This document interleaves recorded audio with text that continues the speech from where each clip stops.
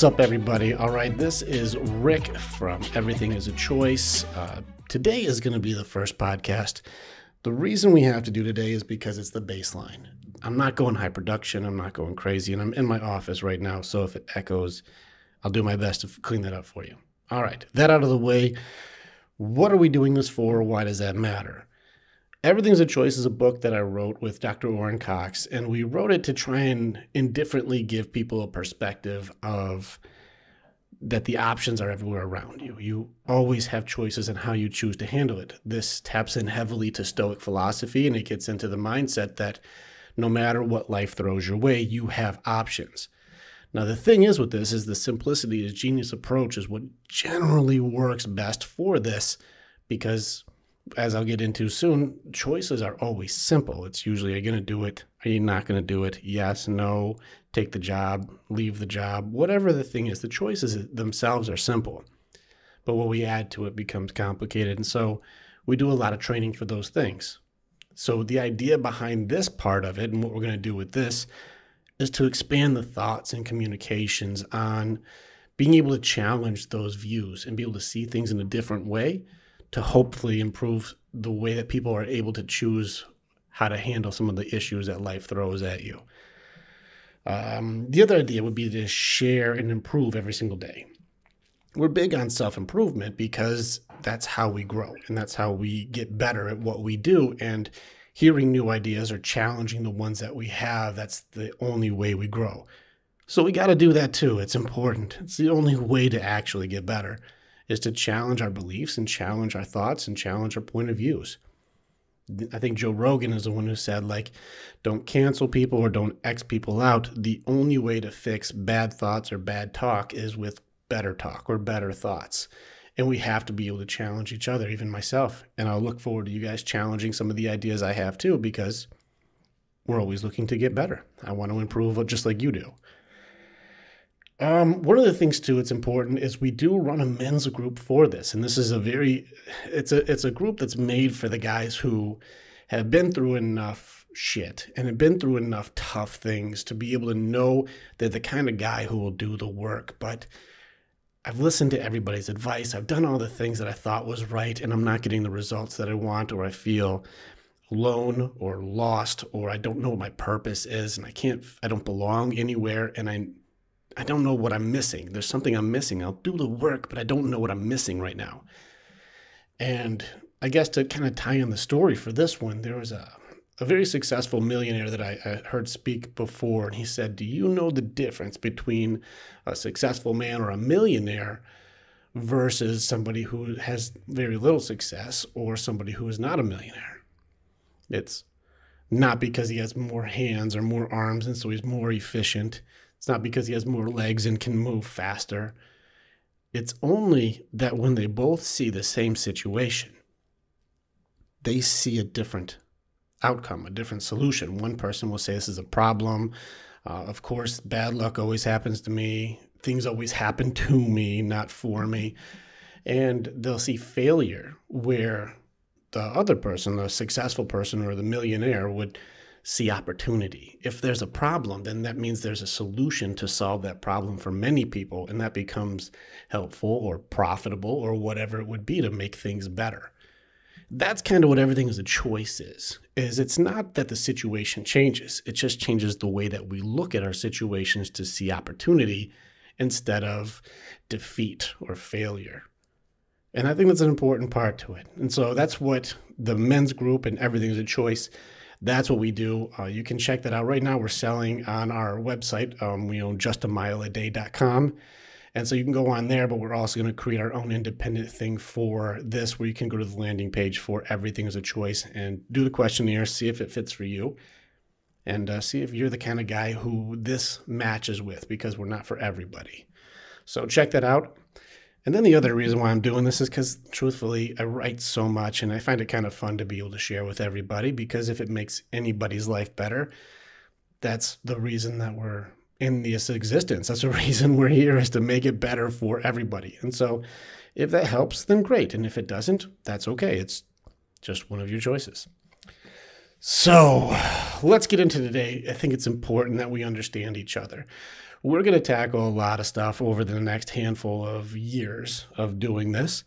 And as we do this, we have to have a baseline.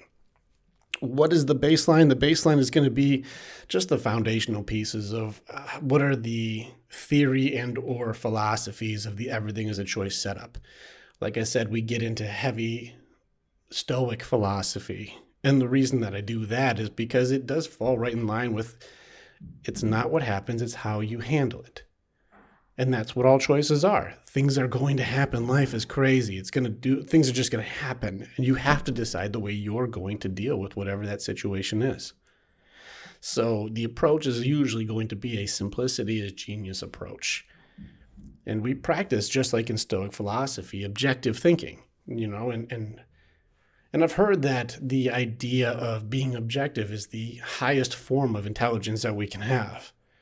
And what we want to be able to do is remove all of the judgments that we have. And this is the practice that you would do when you're watching any information, whether it be a person talking to you or it be the news or it be some sort of internet thing or something you're seeing. Try and catch how many judgments or blaming or shaming that there are that somebody does.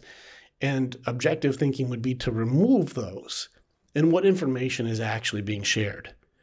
If you can take that information and soak that in, it gives it so much more clarity.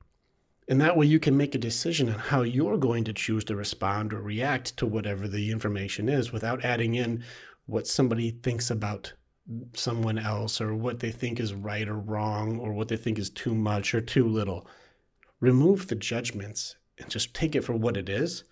And then it's easier to make your decisions on which way you want to choose to deal with it. So the practice in that is how much do you add? And I think one of the things that you're going to see, and I expect to be challenged, and I like that it will be, is that all choices are simple. They're all simple. Choices are indifferent. They don't care which direction you choose to go. The choice itself is not complicated. Even if it's a difficult conversation, like you have chemotherapy that you have to choose if you're going to do or not. That's a big conversation that you're going to have with yourself and your family. But at the end of the whole thing, the choice is yes or no. It could be a difficult relationship. Everything's intertwined. Bank accounts, house, kids, all these things are intertwined, but you're just both miserable. Should you stay or should you go? That's the choice. Even if the answer is, if I go, there will be trouble. If I stay, it will be double. Like, even if that's what it is and you don't like your choices, it doesn't change that the simplicity of it is, which one are you going to do? Now, this is where we practice that judgment and how much do we add. Understanding this is going to be a big basis of most conversations of whenever you're hearing somebody's opinion, we're going to say, how much judgment do you add to what something is just objectively?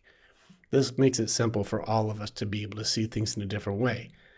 I call this the filters that we see things with. And this comes from our experience in life. It comes from the things that we've been through and the stuff that people have done either to us or for us, whatever the situation is. I'll give you a societal example on what we believe is, the way we see it. You'll see, let's say a black man and a white woman are at a store. The white woman works at the desk and say, the black man wants to get a refund for something. Doesn't matter what the product is. It doesn't matter what it is. But he's like, hey, I want to get this refund. And she's like, I'm not able to do that. That's not cool. I don't have the option to do it. I would do it if I could, but I can't. And he's like, no, I think you're just messing with me. Give me my refund back. That's what I want. And she's like, I would do that, but I can't do that. You're asking for something I'm not able to do. Let's exchange this back and forth, escalate it as far as you want into your mind. One person would see this as white woman is racist towards black man, even though they didn't have a single racist sentence in the entire exchange. But somebody who has a racist filter on will say this white woman is treating him poorly because of the color of his skin. flip it the other way and say someone who has a feminist view would say that man is attacking and being aggressive towards that woman. That's wrong for men to try and push their patriarchy and their dominance onto a woman. Women shouldn't be treated that way. That's wrong. Again, the exchange had nothing to do with the color of their skin or the gender of their sex. It had nothing to do with any of that. He wanted a refund and she couldn't do it. They both were not having their needs met for what they wanted to do, and it made them both upset. But you can see by the filters that people add to it, it makes it a completely different scenario, whether it be racist or sexist, even though none of that was even a part of the conversation. These are the filters.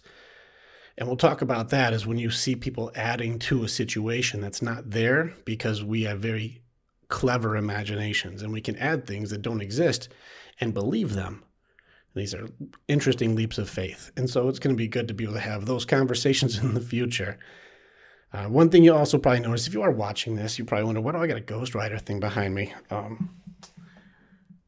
think it's pretty cool. It's a Corey Smith. I really like his artwork. And I'm really big into like spirits of justice. Now, this is going to go into one of my filters, and a filter that you in the future can talk about also.